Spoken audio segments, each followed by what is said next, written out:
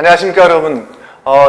2018년도 바뀌는 부분이 있어서 2장도 다시 설명드리도록 하겠습니다.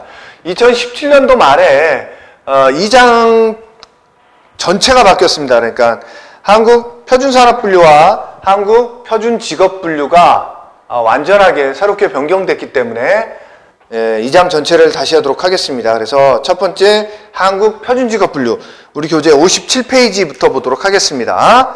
자, 한국표준직업분류입니다.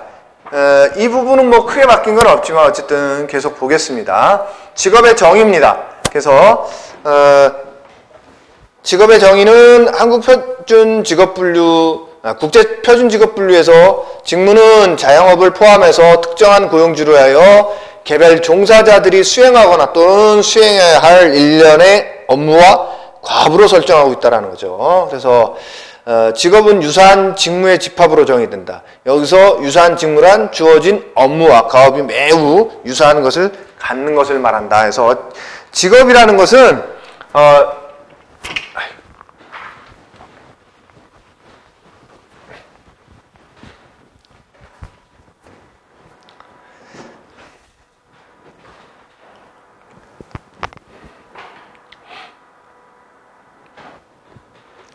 안녕하십니까 여러분.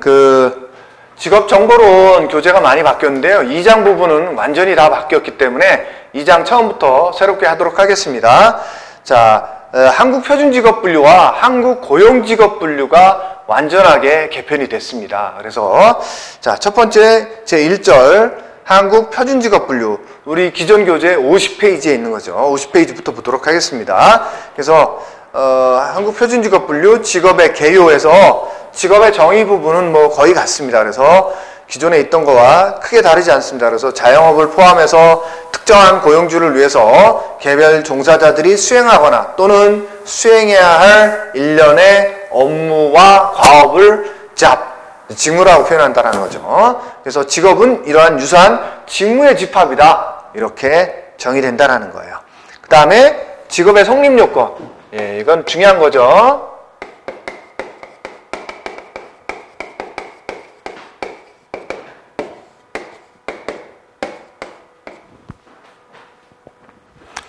교재에 나온 대로 순서대로 해볼까요? 그럼요. 계속성, 경제성, 윤리성, 그 다음에 사회성, 자율성,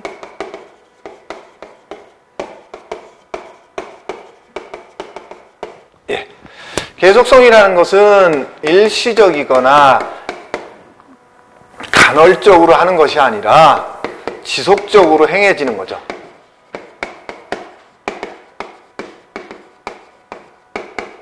혹은 행할 가능성이 있는 것까지를 본다라는 거죠. 그래서 자, 매일, 매주, 매월 등 주기적으로 행해져야 되고 계절적으로 행해지거나 혹은 명확한 주기는 없으나 계속적으로 행해지고 혹은 현재 수행하고 있는 일을 계속적으로 행할 의지와 가능성이 있는 것까지를 다 포함해서 계속성이 있다라고 본다는 거죠. 두 번째, 경제성은 말 그대로 돈, 경제적 가치가 수반되어야 된다는 거죠. 돈을 받고 하지 않는 일이다, 그거는 직업으로 보지 않겠다라는 거죠. 그래서 경제적인 이득을 취해야 된다는 거고요. 그 다음에 세 번째는 윤리성, 말 그대로 비윤리적이거나 불법적인 것은 직업으로 인정하지 않겠다는 겁니다. 그래서 윤리적으로 행해지는 활동만이 직업으로 인정한다는 거죠. 그 다음에 사회성, 이것도 마찬가지입니다. 반사회적이거나 혹은 개인만을, 사회가 아닌 개인만을 위한 일은 직업으로 인정하지 않겠다라는 거죠. 사회에 기여하는 일이어야 된다는 거죠. 그 다음에 자율성입니다. 누군가에게 속박되거나 억압된 상태에서 하는 것은 직업이 아니다. 본인 스스로가 자율적으로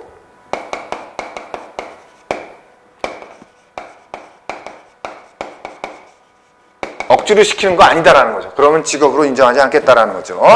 그 다음에 직업의 요건들이 충족되더라도 직업으로 간주할 수 없는 경우, 이게 이제 기존의 경우에는 12가지였었죠. 11가지였었죠. 근데 이제 하나가 빠진 게 의무로 복무 중인 사병이나 단기 부사관 장교와 같은 군인, 이게 이제 빠졌습니다. 기존의 것에서. 그래서 군인도 직업으로 보아주겠다라는 거죠. 요즘 이제 군인도 직업 군인 아니더라도 징병을 통해서 가더라도 워낙 월급이 이제 높아지다 보니까 이것도 하나의 직업으로 인정을 한다라는 거예요. 그래서 이것도 이제 시험 문제 자주 나오는 부분이죠. 직업의 요건이 충족됐더라도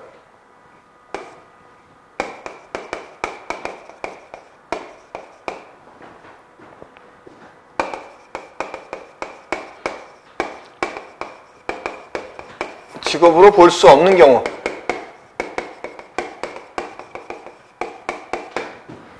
첫 번째 이자나 주식 배당, 임대료와 같은 자산 수입에 의존하는 경우,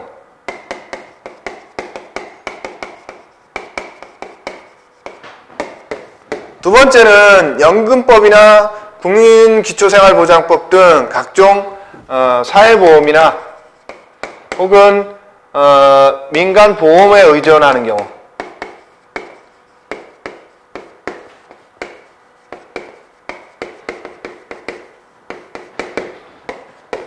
세 번째는 경마나 경륜 복권 등에 의한 배당금이나 주식 투자에 의한 시세 차익이 있는 경우, 배당이나 시세 차익을 보는 경우. 그다음 네 번째는 예적금 인출이라든가 혹은 자기 소유의 토지나 금융재산을 매각하여 수입이 있는 경우. 그래서 금융자산이나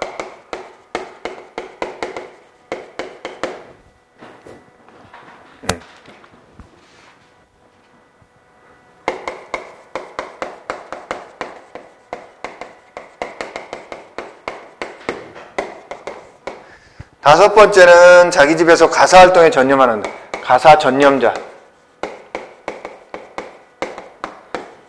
그 다음에 여섯 번째는 학업전념자죠. 학업전념자. 학업에 전념하는 사람이죠. 그 다음에 일곱 번째는 무급봉사활동.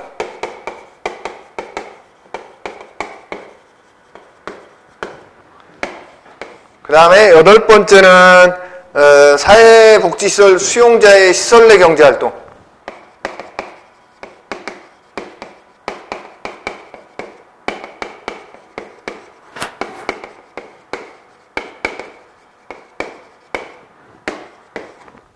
그 다음에 아홉 번째는 수용자의 활동과 같이 법률에 의한 강제노동을 하는 경우.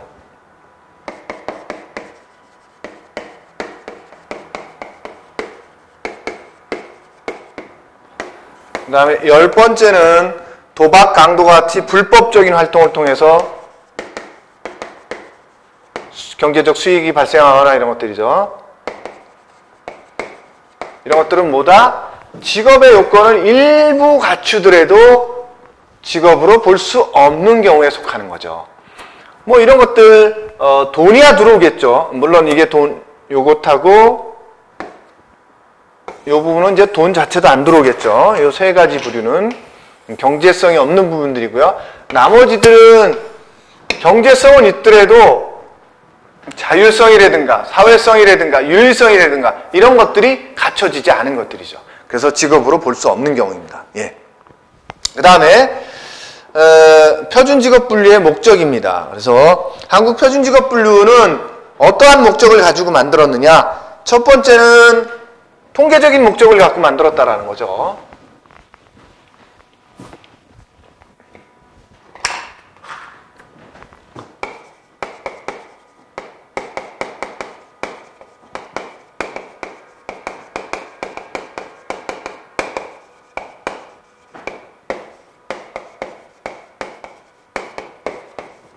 예, 두 번째는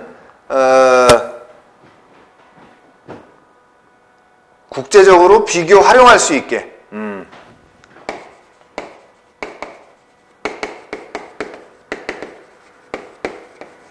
그래서 자료가 만들어지면 이런 것들을 가지고 각 부처라든가 혹은 전년도와 대비해서라든가 등등등등등 이런 통계 목적을 가지고 만들었고, 그 다음에 자, 우리나라 직업과 외국 직업은 어떻게 변해가는지 이런 것들을 비교해 볼 수도 있고 그런 것들을 활용하기 위해서 만들어졌다라는 거죠. 그 다음에 세 번째는 기초 자료로 활용하기 위해서.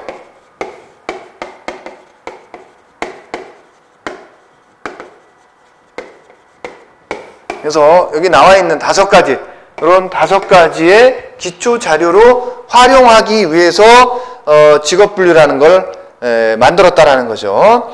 그래서 거기 나와 있는 것처럼 사회 경제 단위 조사할 때 직업 단위를 기준으로 해주고, 취업 알선을 위한 구인 구직 안내 기준이 되고, 각 직종별 급여라든가 수당 지급 결정 기준이 되어주기도 하고요. 그 다음에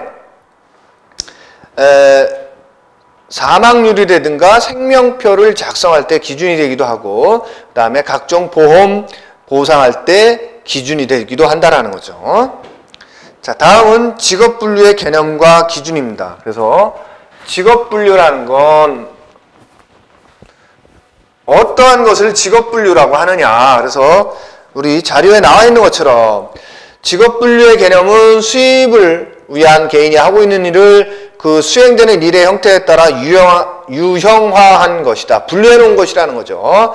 그래서 개인들이 하고 있는 경제활동을 그 하고 있는 단위별로 일의 형태에 따라서 분류해 놓은 거야. 이게 직업분류고요. 우리나라 직업구조와 실태에 맞도록 표준화한 것이 한국 표준직업분류라는 거죠. 그 다음에 직업분류의 기준입니다. 그래서 한국 직업분류는 주어진 직무의 업무와 가업을 수행하기 위해서 능력인 직능을 근거로 편제되고 직능 수준과 직능 유형을 고려했다라는 거죠. 그래서 한국 표준직업분류는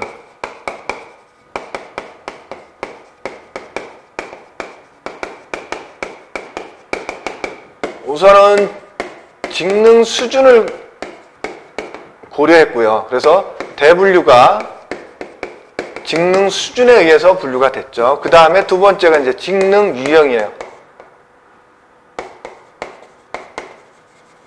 수준이라는 것은 높낮입니다. 수준이 높아 낮아 이런 거죠. 그래서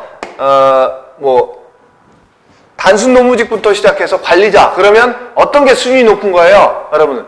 그쵸, 관리자가 수준이 높은 거죠. 그렇게 이제 대분류 그렇게 분류되어 있다라는 거죠.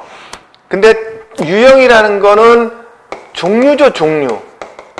예, 그래서 시장에 갔더니 신발 가게도 있고 옷 가게도 있고 그다음에 분식집도 있고, 이런 것들은 수준 갖고 나눌 수 있는 것들이 아닌 거죠. 그죠? 그냥 종류예요. 일이 다르기 때문에 분류해 놓은 거예요. 그렇다라는 거죠. 그래서 주로 이제 중분류 이하는 이렇게 직능, 유형을 갖고 분류되어 있죠. 그래서 직능 수준이라는 것은 직무 수행 능력의 높낮이를 말하는 것으로 정규교육이라든가 직업훈련, 직업경험, 그리고 선천적 능력과 사회 문화적 환경 등에 의해서 결정될 수 있다는 거죠. 그렇죠. 직능 수준이라는 건 높낮이를 말하기 때문에 특히 이제 교육을 통해서 많이 이 높낮이가 결정이 되죠. 그 다음에 훈련이라든가 직업 경험이라든가 이런 것들을 통해서 높낮이가 구분되어지겠죠. 그 다음에 직능 유형이라는 것은 직무 수행에 요구되는 지식의 분야라든가 사용되는 도구 및 장비라든가 투입되는 원재료, 생산된 재화나 서비스의 종류와 관련된다라는 거죠. 그래서 이건 지식의 분야, 지식의 많고 적음이 아니라 분야, 혹은 사용되는 도구, 장비, 이런 것들 가지고 구분이 된다라는 거죠. 그래서 보면 우리 자료에 보면 직무 유사성을 기준하는 것은 직무의 유사성을 어떻게 구분할 것인가를 볼 때는 그 사람이 어떤 일을 하는지에 대한 지식과 경험과 기능과 같은 직무 수행자가 입직을 하기 위해서 필요한 요건 등이 어떤 거에냐에 따라서 직무 유사성을 구분해 볼 수 있다는 거죠. 그 다음에 한국표준직업분류에서는 세 분류 단위에서 최소 1000명 이상의 고용을 기준으로 설정했고, 고용자 수가 많은 경우에는 세 분류에서는 5000에서 10,000명이 분류되어 있을 것으로 판단된다는 거죠. 자, 그 다음에 그 직무의 유사성을 판단하는 기준, 요게 이제 2차 시험 문제에 나왔었다는 거죠. 그래서 직무 유사성을 판단하는 기준.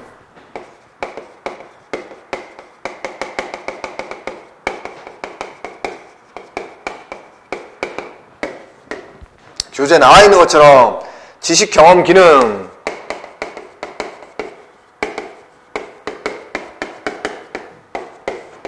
그 다음에 두 번째는 입직하기 위해서 필요로 하는 요건,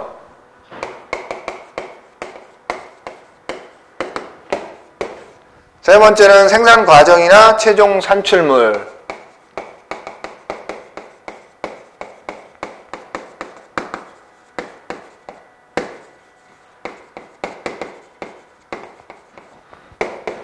네 번째는 직무 종사자가 주로 일하는 기업의 특징,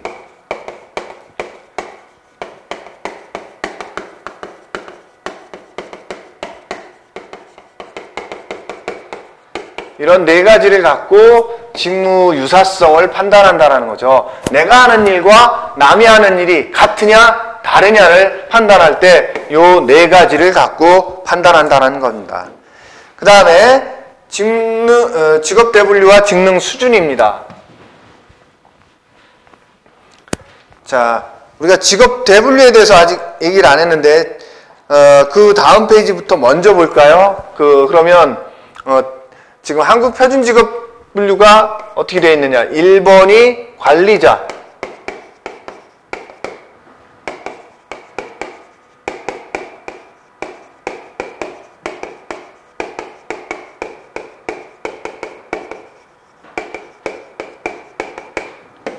(1번이) 전문가 및 관련 종사자죠.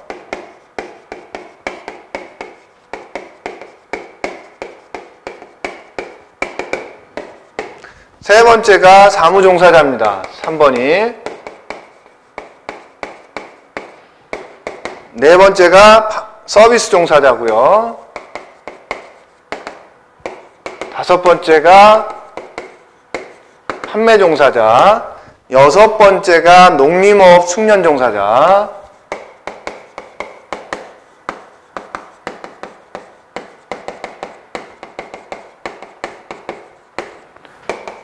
자, 일곱 번째가 기능원 및 관련 기능 종사자다.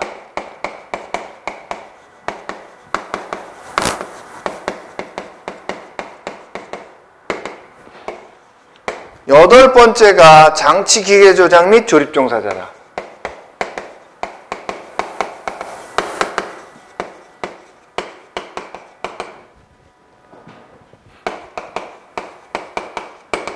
그 다음에 아홉 번째가 단순 노무 종사자고,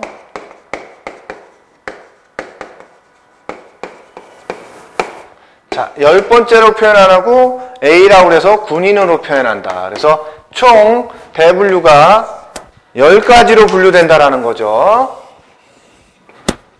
그래서 대분류는 10가지로 분류된다.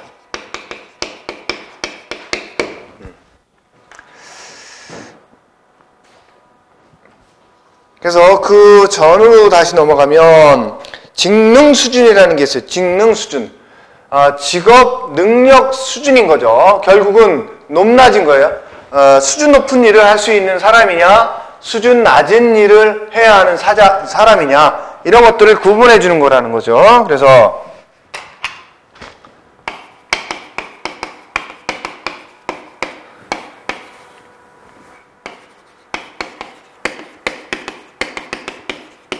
자, 제1 직능 수준은 초등학교 교육 정도를 받은 사람들이 할 수 있는 능력을 말하는 거예요. 그래서 단순하고 반복적이며 육체적인 힘을 요하고 간단한 수작업이나 공구, 그 다음에 진공 청소기, 전기 장비들을 이용한대요. 그래서 제1 직능 수준은 정기교육 수준으로 본다면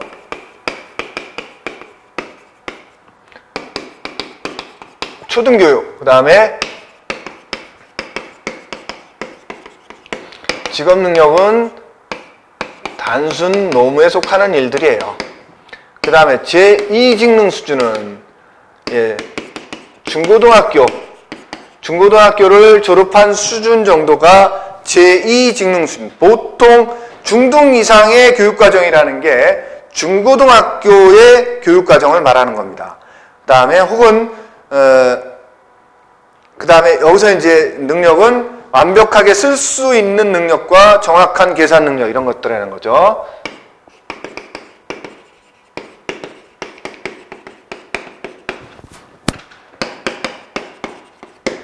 자, 제3 직능 수준은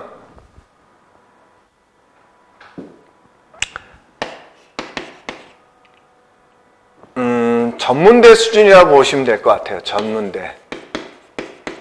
혹은 중고등 플러스 1에서 한 3년 정도의 교육을 받는 정도. 그러니까 뭐 고등학교를 중등 교육이라는 게 보통 고등학교, 물론 중학교도 마찬가지예요. 고등학교를 그냥 하나로만 본다면 고등학교 나오고 1에서 3년 정도니까 전문대 수준이라고 보시면 되겠죠. 그래서 여기서는 복잡한 과학과 실제적인 업무 수행 정도의 전문적인 지식을 보유하고 수리계산이나 의사소통 능력이 상당히 높아야 된다는 거죠. 그래서 대표적인 직업은 시험원과 진단과 치료를 지원하는 의료 관련 분야나 스포츠 관련 직업이 대표적인 직업이라는 거죠. 그 다음에 제4 직능 수준은 학사 이상입니다. 학사 이상. 4년제 졸업 이상이라는 거죠. 그래서 학사 이상, 4년 또는 그 이상에 계속해서 학사나 석사 그와 같은 동등한 학위를 주는 정도가 제4 직능 수준이라는 거죠. 자, 그래서 제1 직능 수준부터 제4 직능 수준까지 그 교육 수준이 어떠냐에 따라서 직능 수준이 달라진다라는 거예요. 그러니까 제1 직능 수준이 가장 낮은 거죠. 어쨌든. 그래서 요 다음 페이지에 이제 나오는 게 그거예요. 이제 그래서 표준 직업 분류와 직능 수준과의 관계는 어떻게 되는 거냐 해서 보면 관리자와 전문가 정도는 제3과 제4 직능 수준.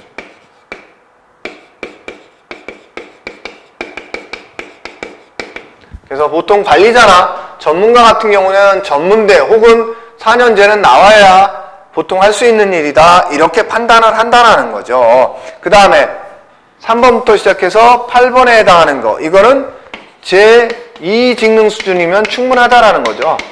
그래서 한 고등학교 정도 나오면 충분히 일할 수 있다라고 본다라는 거죠. 그 다음에 단순 노무 종사자는 제1 직능 수준. 초등학교만 나와도 충분히 가능하다 이렇게 본 거고요. 군인은 제2 직능 수준. 그래서 군인도 최소한 고등학교 정도는 나와야 정상적으로 군인 업무를 수행하는데 큰 무리가 없다 이렇게 본다라는 거죠. 그래서 전에는 이게 한국표준직업분류가 바뀌기 전에는 6차, 그러니까 지금 7차로 바뀐 건데요. 7차로 바뀐 건데 그전에는 이게 군인이 직능 수준과는 무관했었어요. 이게 직능 수준과 무관했었다라는 거죠. 근데 지금 7차 개정되면서 어떻게 된다? 제2 직능 수준은 요구된다라는 거죠. 그래서 요거 하나 바뀐 거 꼭 기억해 두시기 바랍니다. 자, 다음은 7차 개정된 내용에 대해서 주요 개정된 내용들을 보도록 할게요.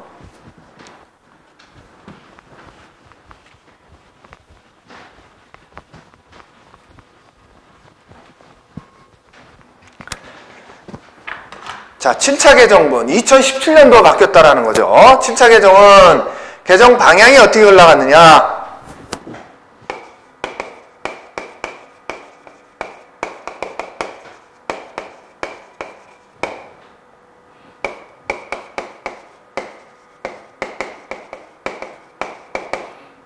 자, 어떤 걸 얘기하고 있는 거죠? 지금 한국표준직업분류입니다.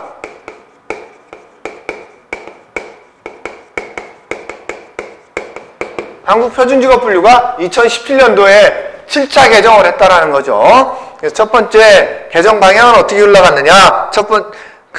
개정 방향의 첫 번째는 중분류 이하 단위의 분류 체계를 중심으로 개정했다라는 거죠.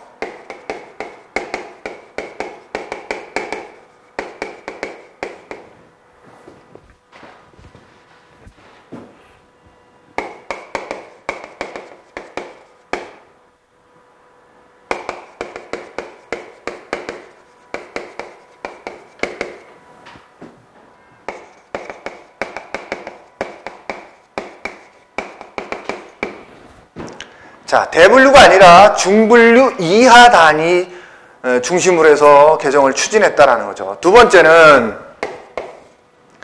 국제적 표준직업분류 8차 개정을 추가로 반영했다.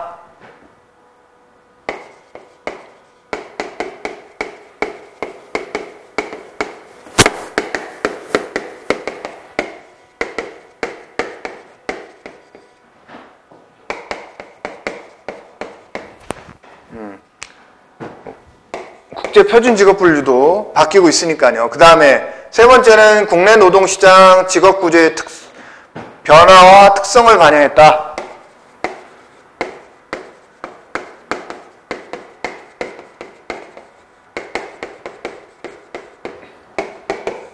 그 다음에 마지막으로 한국표준교육분류와 2017년 1월 개정 고시된 한국표준산업분류 내용을 명칭 변경, 분류 신설 등에 반영했다라는 거죠. 한국표준교육분류.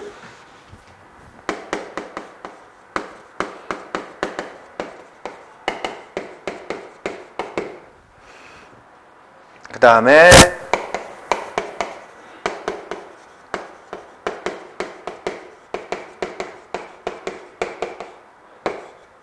개정본 반영했다라는 거죠. 이렇게 크게는 4가지 정도가 개정 방향으로 볼 수 있을 것 같습니다. 그래서 물론 한국표준교육분류는 2016년도에 바뀐 거고 한국표준산업분류는 2017년도에 바뀐 거지만 어쨌든 두 개 다 개정된 것을 반영해줬다. 이렇게 이해하시면 될 것 같습니다. 그래서 이 4가지로 크게 개정 방향이 잡혀 있다라는 거 보시면 될 것 같고요. 그 다음에 개정의 특징은 뭐냐?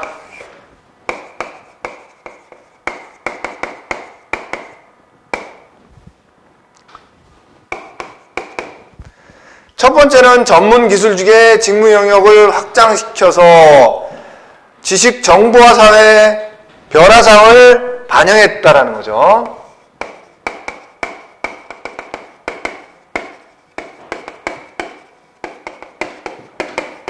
그래서 최근 들어서 IT 쪽 혹은 뭐 4차 산업과 관련해서 굉장히 많은 직업들이 또 새로 생겨나거나 변화들이 생기겠죠. 이런 것들을 반영을 해줬다. 이렇게 이해하시면 될 것 같고요.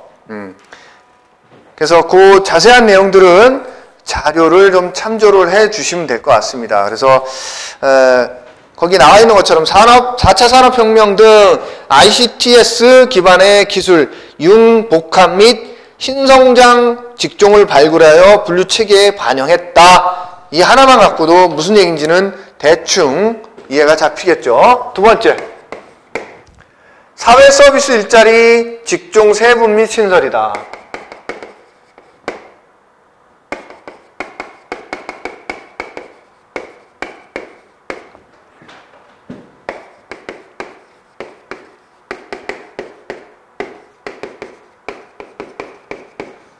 사회 서비스라고 할 수 있는, 예를 들어서 여기 나와 있는 것처럼 행동 치료사라든가 혹은 임상 심리사라든가 이런 것들을 행동 치료사는 신설이 됐고요. 그 다음에 임상 심리사, 상담 전문가 등 관련 직종을 상향 조정했고, 여가 및 생활 서비스 일자리 수요 증가를 반영해서 문화 관광 및 숲, 자연환경 해설사, 반려동물 훈련사, 개인생활 서비스 종사원 등을 신설했다라는 거죠. 그래서 몇 가지는 세분은 하시고 몇 가지는 신설을 했다 이렇게 보시면 될 것 같습니다. 그 다음에 세 번째, 고용 규모 대비해서 분류 항목이 적은 사무 및 판매 서비스직은 세분화시켰다.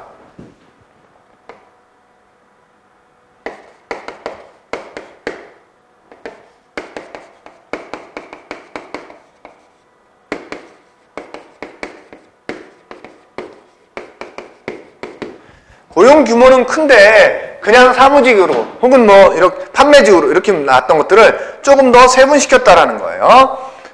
그래서 어떤 것들이 세분됐느냐? 사무직의 경우에 이제 대학 행정조교, 증권사무원, 기타 금융사무원, 행정사, 중개사무원을 신설했다라는 거죠. 대학 행정조교 같은 것도 기존에는 그냥 사무원이었다라는 거죠. 그러나 이제 대학 행정조교라는 걸로 따로 분류했고, 증권사무원도 마찬가지고, 그 다음에 행정사, 중개사무원 이렇게 신설을 했다라는 거예요. 사무 쪽에서. 그 다음에 판매 서비스직의 경우에는 소규모 상점 및 경영 및 일선 관리 종사원, 이게 또 신설이 된 거고요. 그 다음에 대여제품 방문 점검원, 이런 것들도 신설이 됐다라는 거죠. 예, 뭐 그런 거 있잖아요. 코디라든가 뭐 이런 부분들이 이제 많아지니까 거기에 따라서 세분화시키거나 신설시킨 거죠. 그 다음에 네 번째는 자동화 기계화 진전에 따라 기능직 및 기계 조작직 직종을 통합했다.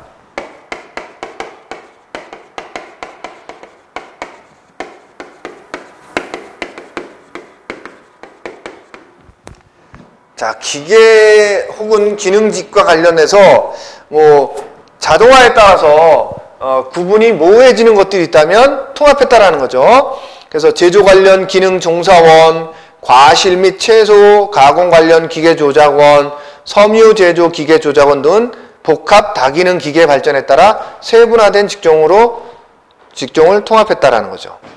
그래서 우리 자료에 보면 이제 그 밑에 나오는 게, 자, 7차 개정부 개정된 내용과 국제 표준직업 분류와의 비교입니다. 그래서 6차 개정분과 7차 개정분은 분류에서 있어서는, 대분류에 있어서는 차이가 없어요. 그랬더니 똑같아요.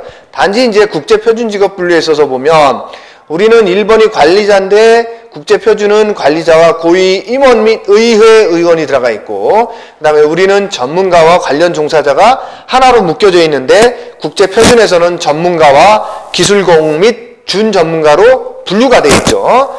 그 다음에 우리는 서비스 종사자와 판매 종사자가 분류가 되어 있는데, 국제표준직업 분류에서는 서비스 종사자와 판매 종사자가 묶여 있다라는 거, 요런 차이가 있다라는 거 정도만 아시면 될 것 같습니다. 그 다음에 대분류별 주요 개정 내용입니다. 대분류 하나하나가 어떻게 변했는지를 보도록 할게요.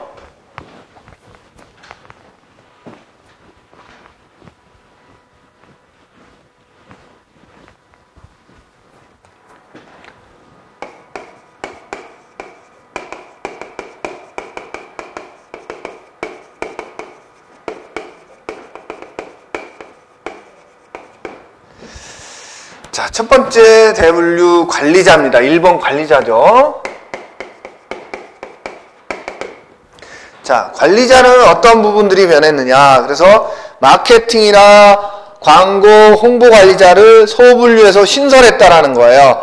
기존에는 그냥 중분류까지만 돼 있던 거를 이게 이제 마케팅 및 광고, 홍보 관리자를 소분류로 신설했다라는 거죠. 그만큼 이 분야가 종사자가 늘어났다라는 거죠.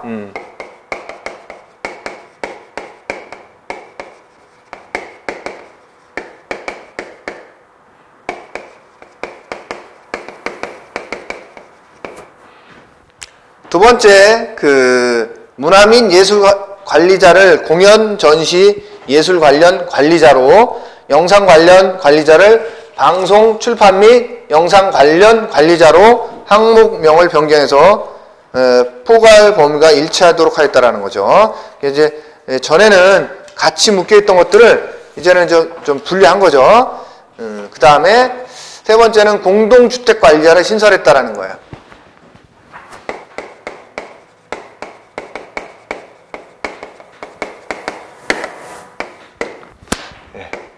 그래서 뭐 아파트 관리사무소 소장님이나 이런 분들이 이제 공동주택 관리자에 해당하겠죠.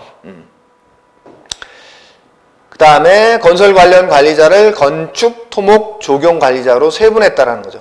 건설로 하나로 묶여있던 거를 건축 관리자, 토목 관리자, 조경 관리자 이렇게 세분했다라는 거예요. 그 다음에 두 번째 전문가 및 관련 종사자입니다.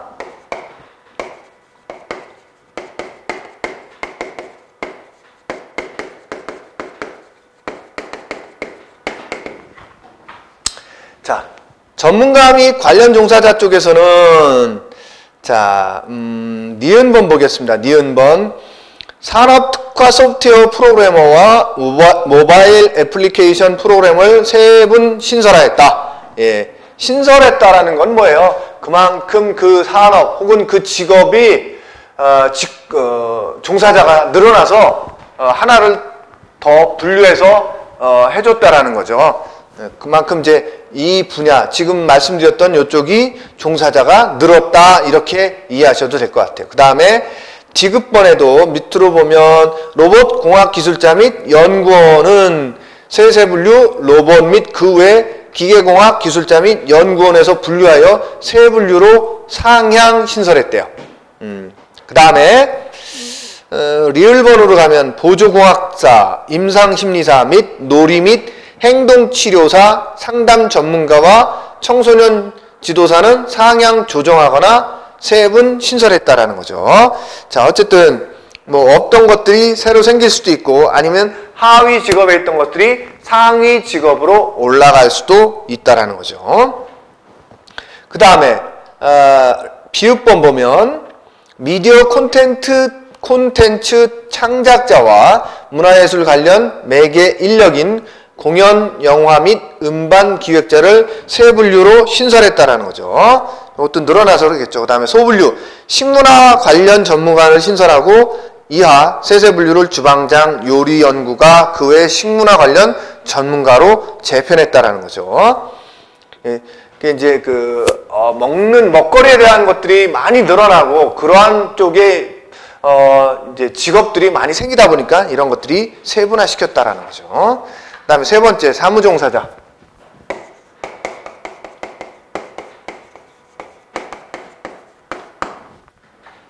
자, 여기 이제, 대학 행정조교가 늘어났다 그랬죠.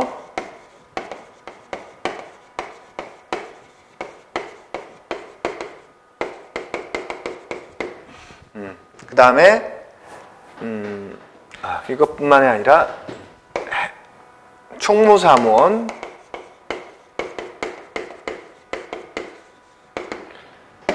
행정사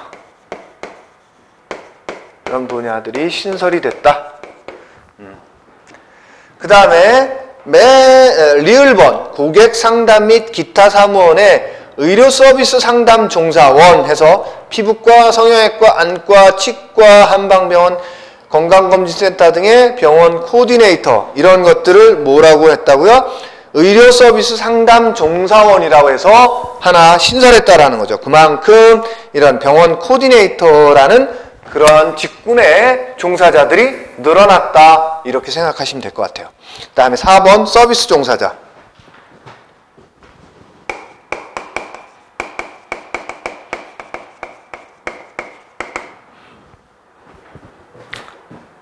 그 다음에 여기 뭐가 늘어났죠? 예. 의료 서비스 상담 종사원.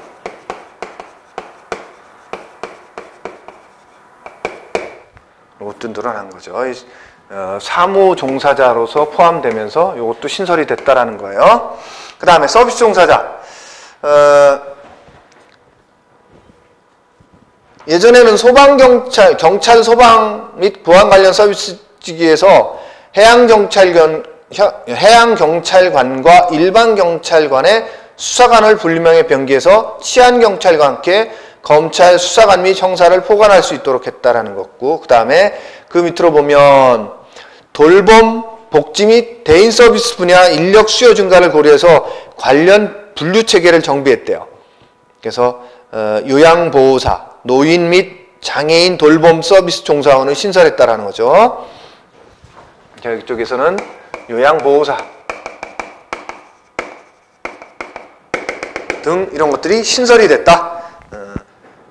요양보호사, 노인 및 장애인 돌봄 서비스 종사원, 그 다음에 보육 관련 시설 종사원을 이것도 신설했다는 거죠. 그 다음에 반려동물 및 관리 종사원도 신설했고요. 그 다음에 주 5일 정착제 근무에 따라 여가 시간 증가로 인력 수요가 증가하는 걸 반영해서 그러한 분야, 여가 서비스 분야 쪽, 그래서 대표적인 게 이제 문화 관광 및 숲 자연 환경 해설사를 신설했다라는 거죠.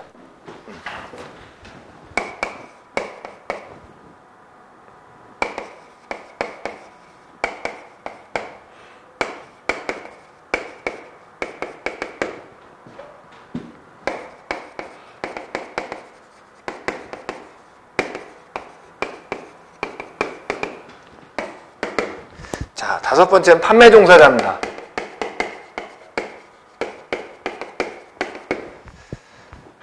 자, 이 판매 종사자는 이제 점주하고 일선 관리 종사원을 구분했다라는 것하고요.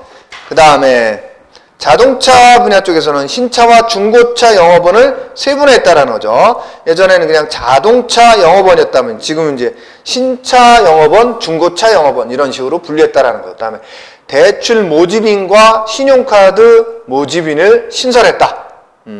요거 중요한 부분들이 있고요. 그다음에 6번 농림업 숙련 종사자.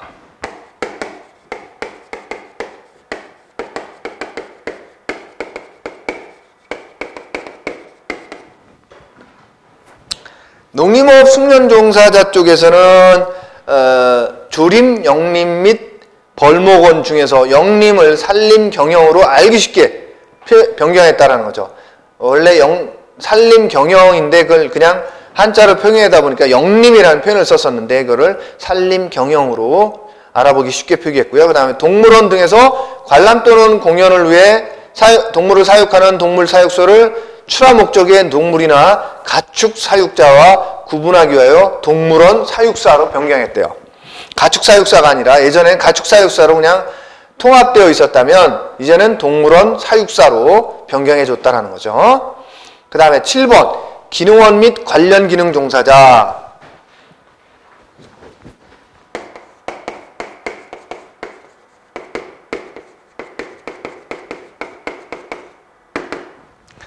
자, 이쪽에서는 정보통신 및 방송장비 관련 기능직을 신설했다라는 거죠. 그 다음에 자동차 튜닝원도 신설했다라는 거예요. 워낙 이제 개성을 중시하는 시대다 보니까 그냥 출고된 차를 그냥 쓰는 게 아니라 튜닝해서 쓰는 사람들이 많다 보니까 이제 자동차 튜닝원이라는 직업 자체를 신설했다라는 거죠. 또 8번 장치 기계 조작 및 조립 종사자 쪽에서는 크게 눈에 띄는 건 없는데 그냥 읽어보시면 될 것 같고요. 그 다음에 9번 단순 노무 종사자. 자동 판매기 관리원을 제외한 각종 수금 업무를 담당하는 수금원은 사무 종사자로 변경했다라는 거죠. 그 다음에 경비원 중에서 특수 및 시설 경비 직무는 서비스 종사자로 대분류를 이동해 갔대요. 그래서 여기서 9번 단순 노무자. 대분류 이동 있죠. 대분류 이동.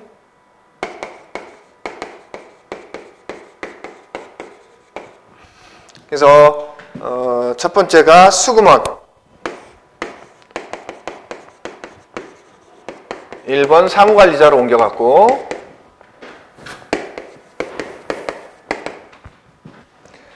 두 번째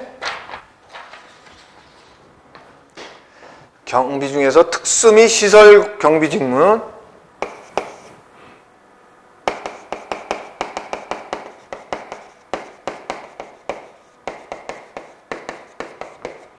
서비스 종사자로 옮겨갔다라는 거죠. 서비스 종사자가 몇 번이죠? 4번이죠.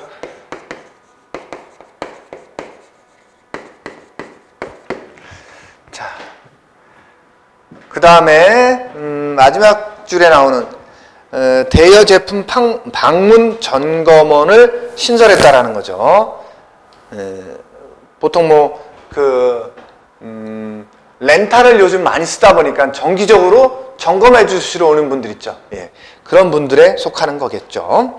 그 다음에 A. 군인.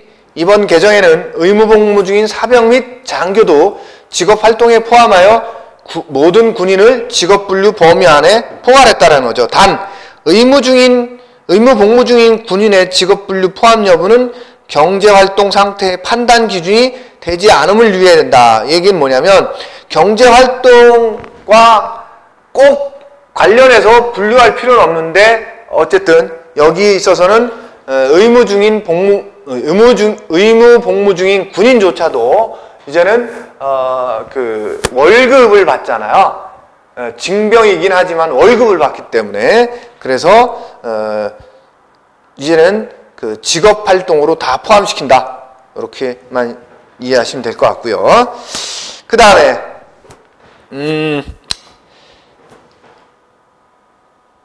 그 도표는 뭐냐면 7차 개정, 이번 2017년도에 바뀐 7차 개정에서 신설된 직업, 기존에 없던 직업들을 2017 7차 개정, 2017 7차 개정에 새롭게 신설된 것, 신설된 직업들은 어떤 것들이 있느냐라고 해서 대분류별 분류를 해본 겁니다. 그래서 첫 번째 관리자 쪽에서는 공동주택 관리자, 그 다음에 두 번째 전문가 및 관련 종사자 쪽에는 산업특화 소프트웨어 프로그래머부터 시작해서 굉장히 많죠. 그 다음에 사무종사자 쪽에서는 대학 행정조교, 증권사무원, 의료서비스 상담종사원, 행정사 등등등 해서 그 다음에 단순노무종사자에서는 대여제품 방문 점검원 해서 이렇게 많은 직업들이 신설이 됐다라고 이해하시면 될 것 같습니다. 자, 이렇게 해서 이번 시간엔 여기까지만 하고요. 다음 시간에 계속 이어서 가도록 하겠습니다. 예, 수고하셨습니다.